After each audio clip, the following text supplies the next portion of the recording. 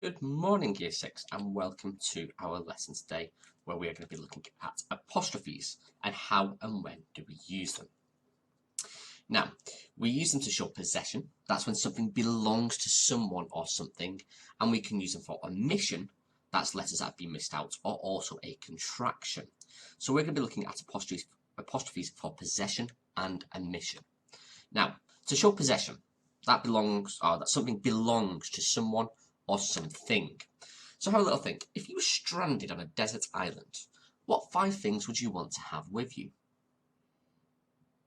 When you're on a desert island, what would you want to have with you? What items? What objects? Well, here are mine. So I chose some magazines, something to read, some sweets, a tent to obviously sleep in, a torch, and a hairbrush, obviously for my beard.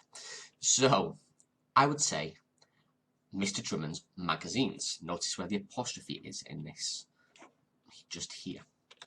Mr. Drummond's sweets. Notice magazines isn't owning anything, so it doesn't need the apostrophe, okay? It's just a plural. It means that there is more than one. I would want to take more than one magazine, but they're not owning anything, so I don't need the apostrophe. It is my name that needs the apostrophe because it's me that owns the magazines. Again, the same with the sweets. I want more than one sweet. I want multiple sweets, but it doesn't need an apostrophe because the sweets don't own anything. It is me that has possession, me that owns the sweets. Mr. Drummond's tent is my tent. I borrowed Yassine's torch, again, name, then the S and torch, and my wife's hairbrush. Again, my wife owns a hairbrush, so it is hers. So that's where the apostrophe would go. Now, they were all singular nouns. They were all owned by one person. So let's look at plural nouns now. The girl's hat. That is one girl. So it would become the girl's hats. Notice the object is now plural. It's got an S on the end. But the apostrophe has moved to after this. This is more than one girl. Okay? It's all of the girls' hats. Could be 2, could be 3, could be 50, could be 500. But we know it is more than one. The student's behaviour. And the student's behaviour. Again, same thing. Apostrophe S is one student.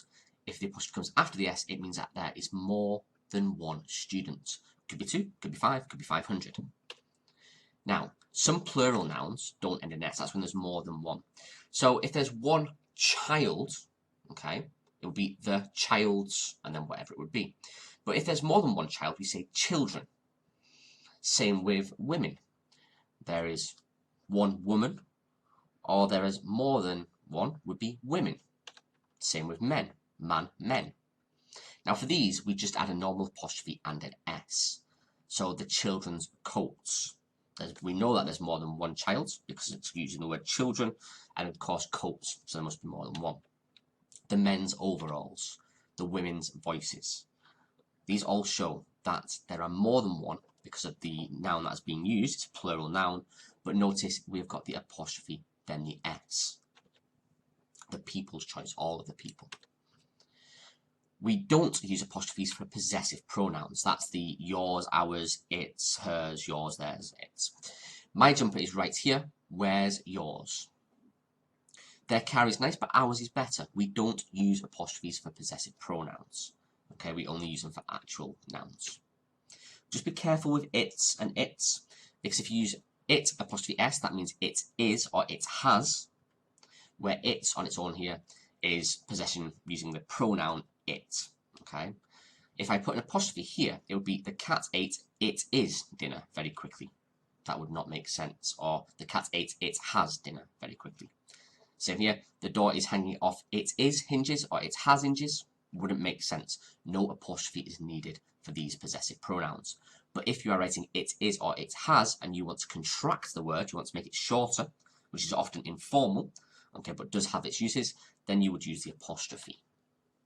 So that's the first function of the apostrophe, to show possession. That is when something belongs to someone or something. Remember, singular noun, we add apostrophe S. Plural nouns, there's more than one, we would add S apostrophe. And if it is an irregular plural noun, we add apostrophe S, children's, men's, women's, so on and so forth. Now I have got here a handy flowchart for you, and I will post this into your English group this morning. But this will help you to work out and work through the process if you're still struggling. Is it a noun? Cat, London, Joe, etc. Yes or no? If it is not, and there are no letters missing, I am to I'm, then we do not use an apostrophe. If there is, then we use apostrophe to show missing letters. We're going to come to that in a second. Now, we've just gone down this part here. If it's a noun, do they own something? If they don't own something, a girl has a ball, the girl's ball, then we don't use an apostrophe. Okay, so don't just use it just because you see an S at the end of a word. But if they are owning something, is there more than one person or thing doing this? 7 girls, 3 cats. If no, it's just one person, it tells you here. The apostrophe comes after the noun but before the S. If they do, okay, own something and there are more than one person, is it an irregular plural pronoun, like children or mice or women or men? If it is no, then the apostrophe comes after the S. If it is yes, the apostrophe comes after the noun but before the S. It's a handy little flowchart that can help you with your apostrophes, and I will post this into your group this morning. Now, another way of using an apostrophe is to show omission. That means taking something away. Letters have been missed out. This is also called a contraction or a contracted word. So Mark did not come out with us last night. It becomes Mark didn't come out with us last night. So didn't, shouldn't, wouldn't, couldn't, can't, mustn't, shan't. Again, what has happened? The two words did and not have been contracted. They have been put together to make one word, and the apostrophe marks the omission, the taking out of the letter O. Now that's very important. The apostrophe shows missing letters. So you think what letters have you taken out, and that's where the apostrophe goes. Some people would put did, then the apostrophe and NT, but then that wouldn't really work because you're then showing you've taken away space, but you've not done anything about the O. So make sure the apostrophe is only showing the missing letters. Now, year 6, you've got an apostrophes worksheet to be doing this morning. You need to do the green and the purple boxes. That is question 1, 2, and 1, 2, and 3.